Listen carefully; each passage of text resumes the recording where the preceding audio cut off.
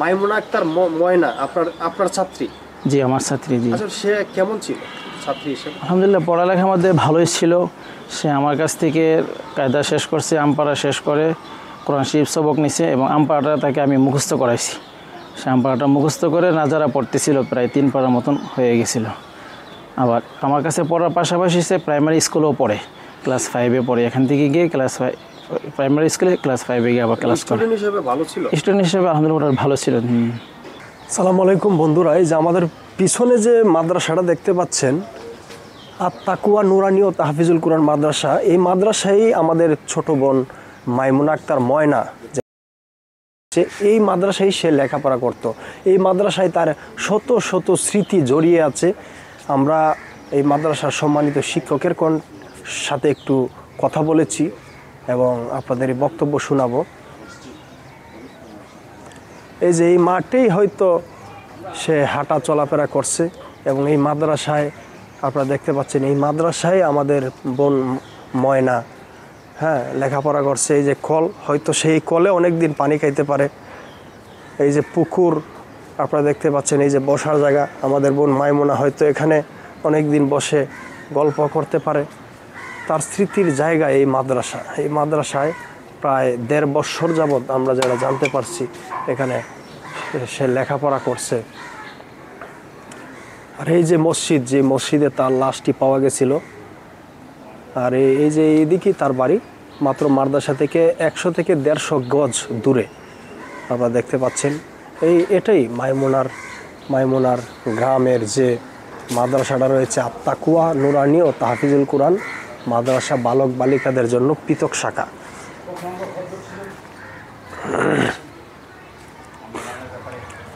এই যে ময়নার মাদ্রাসার গেট, প্রতিদিন এই গেট দিয়েই এই ময়না মাদ্রাসায় আসতো। আপনারা দেখতে পাচ্ছেন, এই সেই গেট।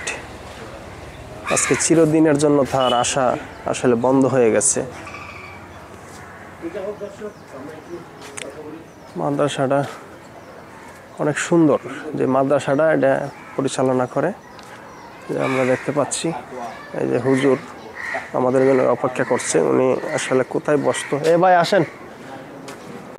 ভালো ছিল এমনি? তার আচার ব্যবহার কেমন ছিল? ওই রকম খারাপ কোনো কিছু দেখিনি, এমনি মোটামুটি ভালো, অনেক ছোট মানুষ তো ভালো ছিল। হ্যাঁ, তার সাথে আপনার স্মৃতি কি আছে? স্মৃতি ছিল, শনিবার দিন সে বিকালের দিকে নাই হয়ে যায়, শনিবারের সকালে সে আমাকে পড়াশোনাইছে 9টার দিকে, 9:15 দিকে পড়াশোনায়, 9টার সময় ছুটি হয়ে গেছে, বাড়িতে চলে গেছে। গিয়ে আবার আসছে 10টা সাড়ে 10টার দিকে। তো ওই দিন আবার আমার মাদ্রাসায় ছোটো একটা অনুষ্ঠান ছিল, বিরানির ও তার ভাইকেও আমরা কোরআন শরীফ সবক দিয়েছিল। তো ওইখানেও সে আসছে, জোহরের পরও আমার এখানে আসছে। সে বিরিয়ানি দিছি, বিরিয়ানি খেয়ে কিছু বিরিয়ানি তার আম্মার জন্য নিয়ে গেছে বাড়িতে। হ্যাঁ, ওইখানে প্রায় 3টা বা 3:05-10 মনে বাড়িতে চলে গেছে। কিছু বিরিয়ানি তার মাকে নিয়ে দিয়েছে, মাও খাইছে। পরে শুনলাম যে সে নাকি গোসল টোসল করছে, বাড়িতে গিয়ে কাপড় চোপড় পরে মাথা আশ্রয়ে খেলতে বের হয়েছে। এরপর থেকেই মনে হয় বিকালের দিক থেকে তাকে আর খুঁজে পাওয়া যাচ্ছে না। তা আমার এখান থেকে 3টা বা 3:10 যে চলে গেছে, গিয়ে আর আসেনি। এর আগ পর্যন্ত আমার কাছে ছিল। তো এটা তো আমার কাছে খুব দুঃখজনক যে আমার কাছে সকালে পড়াশোনায় গেছে, দুপুরে এখান থেকে খানা খেয়ে গেল, এরপর আর আসে না। শেষ কথাটা এটাই, মানে আমার এখান থেকে সে খানা খেয়ে গেল, পড়াশোনায় গেল, এটাই সবচেয়ে হলো। জি হ্যাঁ, এখান থেকে দুপুরে খাওয়া দাওয়া করছে সে? হ্যাঁ, দুপুরে খানা খেয়ে তারপরে বাড়িতে গেছে। এখান থেকে কিছু খাবার খেয়ে আর বাকিটা তার আম্মার জন্য নিয়ে গেছে। প্যাকেটে আমরা বিরিয়ানি দিয়েছিলাম। এমনিতে তো খাওয়া দাওয়া তো করে না? না, এমনি এখানে থাকে না, অনাবাসিক তো, বাসার থেকে এসে পড়ে চলে যায়, আসা যাওয়া করে পরে চলে যায়। বাড়িতে আসতে বেশি না, হয়তো 2-3 মিনিট লাগে সময়। যে হ্যাঁ, তার আব্বার সাথে আপনার সম্পর্ক আছে? তার আব্বার সাথে যেহেতু আমাদের প্রতিবেশী, আবার আমার ভাই লাগে, চাচাতো ভাই, প্রতিবেশী হিসেবে মানে কথাবার্তা হয়। এই আপনার ইদানিং তো রমজানের পরে আসতে একটু দেরি হয়েছে, তার আব্বা আমাকে ফোন দিয়ে বলছে যে তার আম্মা চলে গেছে। হ্যাঁ, বিদেশ থাকতে এমনি খোঁজখবর নিচ্ছে। হ্যাঁ, তার ভাইয়েরও খোঁজখবর নিয়ে, ওরও খোঁজখবর নিচ্ছে। হ্যাঁ, তার বড় বোনও আমাদের ওই মাদ্রাসা পড়ছে, সবারই খোঁজখবর রাখে। এই যে অনেকে বলছে অনেক রকম নেগেটিভ নিউজ ছড়াচ্ছে, ওইগুলো আসলে ছাত্ররা নাকি না, মাদ্রাসা আমার এখানের মধ্যে এরকম বড় কোনো ছাত্র নেই যে তাদেরকে উত্ত্যক্ত করবে বা এরকম। আর এও তো ছোট। হ্যাঁ, যদি এখানে ছাত্রদের মধ্যে যদি বড় কোনো স্টুডেন্ট থাকতো তাহলে একটাই ছিল যে কিছু করে। সব হলো ছোটো 8 বছর 9 বছর 10 বছরের ছোটো ছোটো নুরানি ছাত্র। আপনারা যে এখানে স্টুডেন্ট কতজন? আমার এখানে স্টুডেন্ট আছে এবছর প্রায় 100 জনের মতন আছে। হ্যাঁ, মানে ছেলেদের শাখায়, আর মেয়েদের শাখায় আছে প্রায় 35 জনের মতন।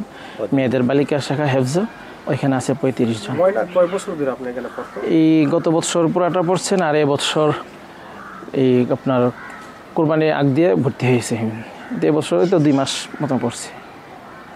ময়না যখন শুনছেন মারা গেছে, এভাবে লাশ পাওয়া গেছে মসজিদের উপরে, তখন আপনার কেমন লাগছে? আমি রাত্রেবেলা যখন খুঁজছে তখন আমিও সাথে ছিলাম। আমি একটু বাইরে গেছিলাম, আসার পরে দেখি খুঁজতেছে রাত্রে 1:30 পর্যন্ত। আমি এখানে দাঁড়াইয়া তাদের সাথেও দেখছি যে তারা পানিতে নামছে, খুঁজছে। পরে সকালে যখন আমি শুনছি মসজিদে পাওয়া গেছে, তখন আমার কাছে একটু অস্বাভাবিক মনে হয়েছে, যেটা বিশ্বাস করি নাই। পরে বাস্তবে দেখার জন্য গেলাম, গিয়ে তার লাশ দেখলাম এবং মসজিদে গিয়েও রক্ত দেখলাম। দেখে নিজের কাছে খুব লাগলো যে কিভাবে এটা হয়ে গেল। এটা খুব মানে একদম কালো হয়ে গেছিল। হ্যাঁ, চেহারা কালো হয়ে গেছিল। জি, আপনাদের একজন হুজুর হিসাবে, আপনার তো একজন টিচার আমি টিচার হিসাবে খারাপ লাগে এখনও। আমি চাই টিচার হিসাবে, প্রতিবেশী হিসাবে, আমার সম্পর্কে ভাস্তি হিসাবে, সর্বদিক থেকে আমিও চাই যে সত্যিকার অপরাধী যে তাকে আল্লাহ তাআলা যেন দ্রুত চিহ্নিত করে দেন। আর যারা নিরপরাধ অনেককে ধরে নিয়ে গেছে তদন্তের স্বার্থে, যদি তারা নিরপরাধ হয় আল্লাহ যেন তাদেরকেও দ্রুত খালাসের ব্যবস্থা করে দেন। আর অপরাধী যারা, তারা যেন দ্রুত যেন চিহ্নিত হয়ে যায়, এটা কামনা করি এবং চাইও। দেশের বাড়ি তো এটাই? এটা আমার দেশের বাড়ি, এটা আমার নিজস্ব বাড়িতে। এটা প্রতিষ্ঠান তো আমার জায়গায়। জি হ্যাঁ, আমি উপরে থাকি ফ্যামিলি বাসা, আর নিচে ছেলেদের জন্য মাদ্রাসা। আপনাদের তো এই এলাকার মানুষ, এই এলাকার এই মসজিদের মুসল্লিও ধরা যায়। জি, ইমাম মুয়াজ্জিন তাদের চরিত্র কিরকম? ইমাম সাহেব আমাদের এখানে আসছেন, উনি প্রায় 5 বছর হয়ে যাচ্ছে। হ্যাঁ, ওনার সম্পর্কে যতটুকু 5 বছরের মধ্যে 5 বছরের মধ্যে যতটুকু জানি, উনি খুব ভালো মানুষ। এবং উনি আমাদের ওই যে ওই পাশে মহিলাদের কিতাব বিভাগের শাখা আছে, ওইখানেও উনি প্রায় 2 বছর যাবৎ মানে পার্ট টাইমে রাত্রে এশারের পরে ওখানে ক্লাস করেন আমাদের মাদ্রাসায়। জি হ্যাঁ, উনি এখানে নামাজ পড়ান, পার্ট টাইমে আমাদের এখানে এশারের পরে 9টা থেকে নিয়ে 10:30 পর্যন্ত রাত্রে ক্লাস করেন দাওরাতে এবং মেশকাতে। এবং শনিবার দিনও উনি ক্লাস করায় এখান থেকে রাত্রে চলে গেছেন 10টার দিকে, 10:30টার দিকে গেছেন। হ্যাঁ, যে পর সকালে তো এই দুর্ঘটনা পাওয়া গেল ওনার মসজিদে। ওনার সম্পর্কে ভালো জানা। আর মুয়াজ্জিন সাহেব আমাদের এখানে নিয়োগ হয়েছেন 2 সপ্তাহ মতন হয়েছেন। পার্শ্ববর্তী এক মসজিদে উনি ছিলেন, ওইখানে শুনছি ওইখানে উনি ভালোই ছিলেন। আমরা 2 সপ্তাহের মধ্যে ওনাকে যতটুকু দেখেছি মনে হয়েছে ভালোই, ওনার দ্বারা কাজ হয়েছে বলে মনে হয় না। বাকি আল্লাহ তাআলা ভালো জানেন। হ্যাঁ, এটা বলতে পারতেছি না। এমনি নিরপরাধেই মনে হয়, দেখছি যতটুকু দেখছি ভালো, এরকমই মনে হচ্ছে। দেশের বাড়ি তো হবিগঞ্জে না? হ্যাঁ, হবিগঞ্জ। ইমাম সাহেবের দেশের বাড়ি হবিগঞ্জ ডিস্ট্রিক্ট, বানিয়াচং থানা না থানা। হ্যাঁ, আর মুয়াজ্জিন সাহেবের বাড়িও হবিগঞ্জ, অলিপুর মনে হয়, অলিপুরে। হ্যাঁ, এই যে মসজিদের একটা ইবাদতের জায়গা, সেখানে নৃশংসভাবে এটাই তো সকলের মনের মধ্যে। যদি বড়, হ্যাঁ বড় হইলে একটা কথা ছিল, ছোট মেয়ে আবার জায়গাটাও খুব মসজিদের মধ্যে, কিন্তু পুরো এলাকার মধ্যে একটা আতঙ্ক ছড়িয়ে গেছে। এই জন্য এই আতঙ্কের কারণে আমার স্টুডেন্টদের সংখ্যা, উপস্থিতি খুব কম, সবাই আসতে চায় না। মানে কি হয়ে যাবে না হয়ে যাবে, সবাই একটা আতঙ্কের মধ্যে আছে। ঘটনাটা হইল এখন কোথায় হয়েছে আমরা জানি না, আল্লাহ পাক ভালো, আল্লাহ ভালো জানেন। জি, মসজিদে পাওয়া গেল তাকে হ্যাঁ, এমন একটা জায়গায়, আপনি একজন আলেম হিসেবে কি বলবেন?